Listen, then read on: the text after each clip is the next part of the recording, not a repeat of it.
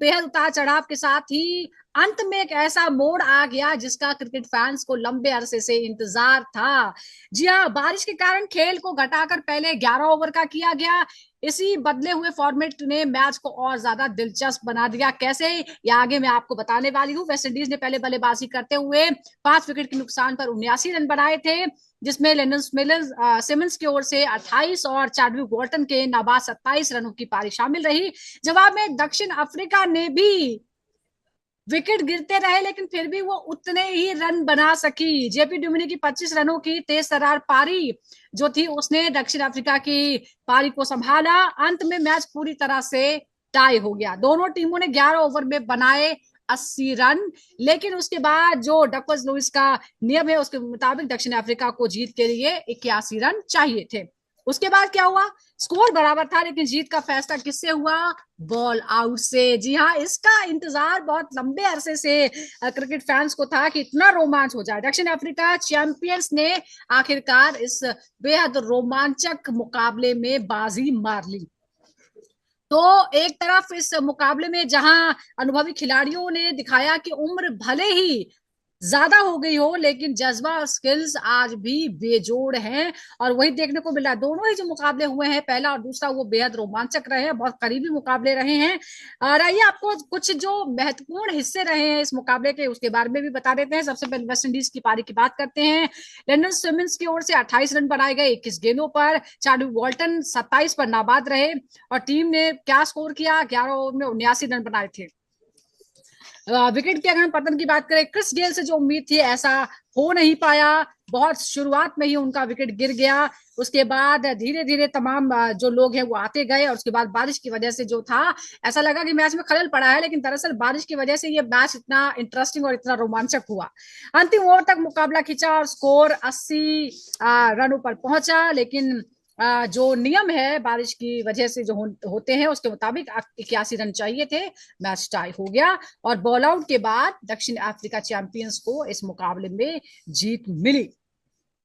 अब आज एक और इंटरेस्टिंग मुकाबला होने वाला था, क्योंकि वो रद्द हो गया है। उसके बारे में भी हम डिटेल में बात करेंगे, लेकिन उससे पहले हम जो ये मुकाबला हुआ है दक्षिण अफ्रीका चैंपियंस और वेस्ट इंडीज चैंपियंस के बारे में, उसमें हम पहले बात करते हैं। और हमारे साथ बात करने के लिए जुड़ गए हैं सीनियर स्पोर्ट्स जर्नलिस्ट टाउस रिजवी। टाउस, बहुत बहुत स्वागत है आपका। इंडिया पाकिस्तान मैच की भी हम बात करेंगे डिटेल में, लेकिन उससे पहले जो हुआ है, 2 मैचेस हुए हैं चैंपियनशिप ऑफ लेजेंड्स के, और जबरदस्त। पहले पाकिस्तान जीता इंग्लैंड से सिर्फ 5 रनों से, और उसके बाद हमने देखा कि बॉल आउट तक ही मुकाबला पहुंच गया। वेस्ट इंडीज टीम की तरफ से क्रिस गेल, रुविन ब्रावो, कैरन पोलार्ड और सिमंस ने धाकड़ बल्लेबाजी की, बावजूद इसके 79 रन ही बने। क्या आपको लगता है कि इसी की वजह से ये मैच इतना इंटरेस्टिंग भी हुआ, और ज्यादा रन नहीं बना पाई ये टीम, उसकी वजह से वेस्ट इंडीज को हार का सामना भी करना पड़ा?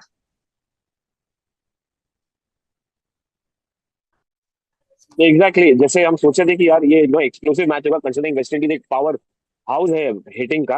हम्म। अनफॉर्चुनेट था कि यार एक बड़ा स्कोर नहीं हो पाया, क्योंकि आप देखें एक समय पे आईपीएल को अगर आप बेंचमार्क रखते तो 10 रन प्रति ओवर या 9 रन प्रति ओवर आगे था। बट देन ये हम इनको ब्लेम नहीं करेंगे, हम ब्लेम करेंगे मौसम को, जो कंडीशंस को डिफिकल्ट बना दिया, मैच को एकदम ही शॉर्ट कर दिया। बट उतना ही इंटरेस्टिंग बॉल आउट के थ्रू आया। हम्म। जो हमको याद है इंडिया पाकिस्तान का पहला 2007 2007 वाला, जी। जब इंट्रोड्यूस हुआ था T20 वर्ल्ड कप पे, वो का बॉल आउट यार, ये मजा। एक तो स्टाइल भी चेंज हो गया है, एक आईसीसी के रूल ने चेंज कर दिया है, सुपर ओवर में लेके आ गया, मगर बॉल आउट का एक अपना ही मजा है। तो अभी जो रिटेन किया कल का मजा, एक अच्छी खासी टाइड मैच, और दोनों बराबरी की टीम, बाय द वे दोनों बराबरी की टीम, बराबर मुकाबला लड़ने के बाद एक बॉल आउट में फैसला हो गया कि भाई वेस्ट इंडीज को अभी भी अपने चूड़ी को धार में लगाना जी। है बहुत जबरदस्त, मगर धार हाँ, लेजेंड्स तो बहुत सारे हैं वेस्ट इंडीज चैंपियंस के पास, लेकिन उनको थोड़ा सा उस परफॉर्मेंस पर आप ध्यान देना पड़ेगा। पहले मुकाबले में हार का सामना करना पड़ा है, लेकिन जो स्ट्रगल देखने को मिला है चार्ल्स वॉल्टन की तरफ से, जिस तरह से 27 रन बनाए गए, बहुत ही अहम थे। आप कितना मानते हैं जो ये 79 का टोटल बना, उसमें वॉल्टन की कितनी बड़ी भूमिका देखते हैं आप? देखिए जो जो रन बनाए हैं वो मैच में वॉल्टन या उसके बाद लैंडल सेलो, उसके पहले शुरुआत में, वो क्रूशियल है, क्योंकि आपने देखा है दिग्गज बल्लेबाज डुएल्स स्मिथ हो या क्रिस गेल जिनसे सबसे ज्यादा उम्मीदें थी, कायरन पोला, अगर ये सब रन नहीं बनाएंगे तो आपको बड़ा मुश्किल हो जाएगा। और इनसे बड़े रन एक्सपेक्ट करते हैं, बड़े चौके बड़े छक्के। बट अगेन ऐसी पारियां भी बहुत ज्यादा इंपॉर्टेंट होती हैं जो कंट्रीब्यूट करती है 20 से 25 रन, क्योंकि T20 क्रिकेट है, 11 ओवर का मैच है। Eight the end of the day contribution बहुत ज्यादा इंपॉर्टेंट होते हैं। जी। और ये तो शुरुआत है, क्योंकि आपका समय नहीं, it's not a big tournament जहां पर आपको एक महीने पूरा स्पेंड करना पड़े। ये हम्म। 15 दिन टूर्नामेंट में आपको 6 मैच ही है, जिसमें आपको जल्दी से पिकअप करना है। अब जल्दी से पिकअप करना है मतलब आपको चाहे आप क्रिस गेल हो या बाकी अन्य प्लेयर्स हो या कोई भी टीम के हम्म। प्लेयर्स हो, आपको पेडल पे पहले दिन ही पैर रखना है। तो बिल्कुल, आपका लेकिन शायद वो देखने को नहीं मिला। है उतनी जल्दी जी, वो देखने को मिला नहीं है ताउस। और अब यहाँ अगर हम सीमेंस और वॉल्टन की बात करें तो आपको लगता है कि बाकी किसी ने कोई कुछ किया ही नहीं, इसीलिए इस तरह से पहले मुकाबले में हार का सामना करना पड़ा। एग्जैक्टली किसी ने कुछ किया ही नहीं है। वो तो भला हो बॉलर्स का, इनके या कि मैच में वो रहे, मैच में बने रहे, सिर्फ बोल आउट तक चले गए। क्योंकि आप देखेंगे, देखिए अगर आप बड़ा इम्पैक्ट नहीं करेंगे, आपको एक बेंच मार्क 30-40 20-25 से नहीं होता। यहाँ पर कलेक्टिवली अगर आप हर प्लेयर कोई एफर्ट डालेगा 10-15 के ऊपर ही, क्योंकि छोटा ओवर है, छोटा मैच है, 11 ओवर का है, तो हर बैटर कोई छोटा मोटा कॉन्ट्रीब्यूशन कर लेता तो जी। फर्क पड़ जाता उससे। क्योंकि आप देखेंगे साउथ अफ्रीका भी उतना हाफ एंड पफ होके रीच करिए। तो अगर आपको अच्छी शुरुआत देनी, अच्छी जीत हासिल करनी, तो पूरे हर बल्लेबाज में कॉन्ट्रीब्यूशन है। जरूरी नहीं है कि एक बल्लेबाज बड़ा स्कोर करे बाकी सब लोग, हर बल्लेबाज मिनिमम स्कोर करे तो अच्छा फॉर अ कपल ऑफ जी। रन्स।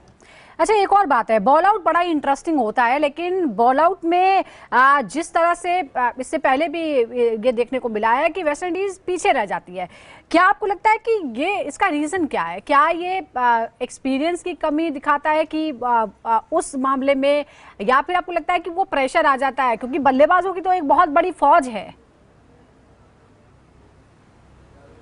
नहीं, बल्लेबाजी का तो फौज ही है और उनके पास सही से धुरंधर गेंदबाज भी है। हम्म। बट हाँ देखिए, एक्यूरेसी की बात होती है, बॉल आउट और दूसरा कंडीशन भी। अब देखिए बॉल बहुत ज्यादा स्विंग हो रहा था, तो कहीं ना कहीं कंट्रोल भी होना आपके लिए बहुत ज्यादा इंपॉर्टेंट है, जो आपके गेंदबाजों के पास नहीं मिला और साउथ अफ्रीका के पास मिल गया। आपको स्मार्ट भी होना चाहिए कि आप अगर इंडिया पाकिस्तान का 2007 का पहला बॉल आउट देखिए, तो इनके पास जबरदस्त तेज गेंदबाज थे पाकिस्तान का, मगर जीता कौन? Team India.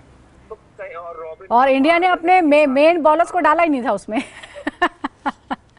Virendra Sehwag bowling कर रहे थे। डाला ही नहीं था। तो यहाँ पर आपको जो थके हुए ऑलरेडी, हाँ, जो थके हुए गेंदबाज है, जो 8 वाले हैं, यहाँ पर आपने बेसिक्स रखना बहुत ज्यादा इंपॉर्टेंट है। सबसे इंपॉर्टेंट है बॉल आउट में बेसिक्स रखना, सबसे इंपॉर्टेंट है फोकस और एक्यूरेसी के साथ गेंदबाजी करना, जो वेस्ट इंडीज के साथ नहीं हो पाई, जो साउथ अफ्रीका ने कर लिया। तो कहीं ना कहीं वेस्ट इंडीज तो मुझे लगता है डिसअपॉइंटेड होंगे कि एक बॉल आउट जैसा मूवमेंट नहीं जीत पाए। तो उनको अगले मैच में अपने आप को, अपना सॉक्स को पुल अप करना पड़ेगा और 100% से ज्यादा एफर्ट डालना पड़ेगा। बिल्कुल। ओके, अब नेक्स्ट की बात करते हैं। एक और बात है, जैसे हमने वेस्ट इंडीज की बात की, साउथ अफ्रीका चैंपियंस की अगर हम देखें तो शुरुआत जो थी वो बहुत खराब थी। यहाँ पर सिर्फ 8 रनों पर 2 विकेट गिर चुके थे, बावजूद इसके टीम 80 पर पहुंची। क्या आपको लगता है कि ये जेपी ड्यूमिनी ने जिस तरह से पारी को बनाए रखा, उनकी सूझबूझ का ही नतीजा था कि इतने रनों तक भी पहुंच पाई टीम?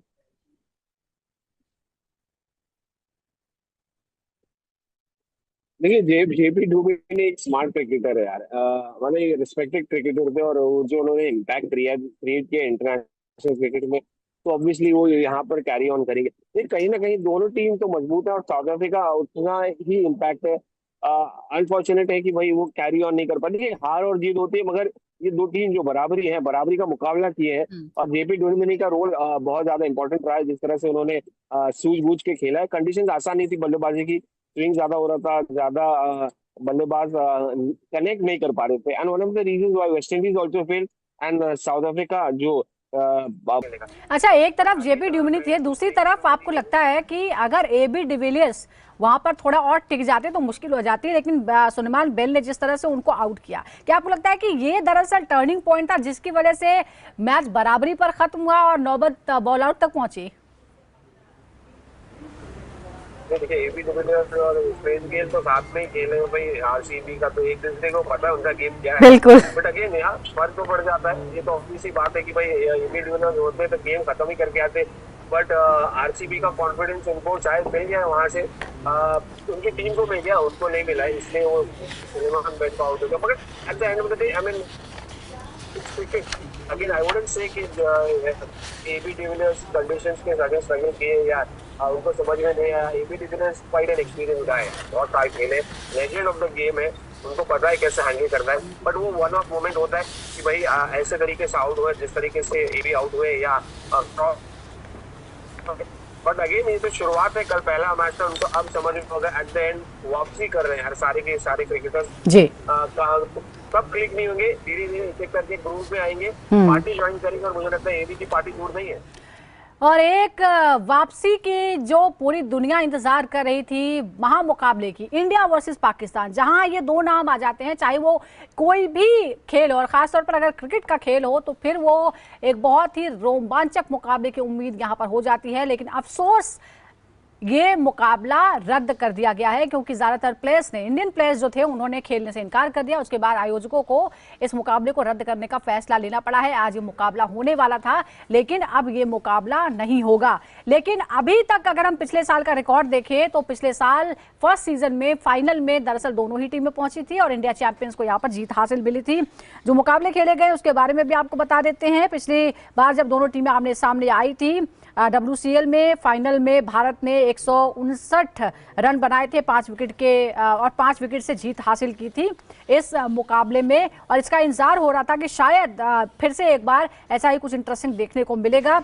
कुल मिलाकर 2 मैच जो खेले गए हैं दोनों के बीच में, WCL में उसमें 1-1 की बराबरी थी, और उम्मीद की जा रही थी कि शायद तीसरे मैच जो होगा वो टाई ब्रेकर की तरह होगा, लेकिन ऐसा हो नहीं पाया है। तो ये हाई वोल्टेज मुकाबले की जो उम्मीद थी, जो दर्शक और जो क्रिकेट फैंस थे, उनके लिए ये बहुत ही अफसोस वाली खबर है। लेकिन ताउस, अब ये जो हुआ है, क्योंकि हम उम्मीद लगा के बैठे थे कि होगा, लेकिन क्या आपको लगता नहीं है कि शायद इसकी चर्चाएं तो पहले ही हो रही थी? क्योंकि जितने भी टूर्नामेंट है, जहां भी बात हो रही, चाहे एशिया कप हो या और दूसरे भी मुकाबले हैं, दूसरे गेम्स को लेकर भी, उसमें भी इस तरह के सवाल उठे थे। आयोजकों ने अब फैसला लिया जब प्लेयर्स ने इसका बाइकआउट कर दिया। आपको लगता है कि ये कितना बड़ा मुद्दा हो सकता है, जिस तरह से गेम को रद्द किया गया, और अब आगे क्या?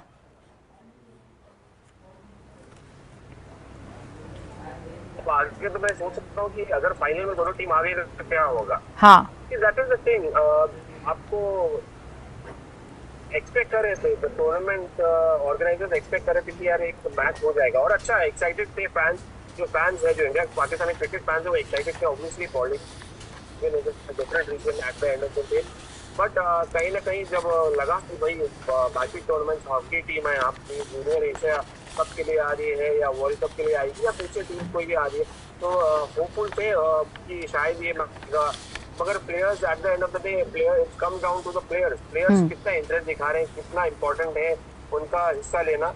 और बहुत सारे प्लेयर्स अगर एक साथ पुल आउट कर ले तो मैच का मतलब बनता ही नहीं है। कहीं ना कहीं हिंदुस्तानी प्लेयर्स अग्री नहीं करते थे कि वो पाकिस्तान के साथ खेले, और पाकिस्तानी प्लेयर्स ऑलमोस्ट तैयार थे कि वो खेले, तो उसमें पॉलिटिकल प्लेयर्स भी थे, हरभजन सिंह और यूसुफ पठान, तो उनका भी एक जिम्मेदारी सिचुएशन से गुजर रहा है, तो बड़ा ही मुश्किल हो जाता है।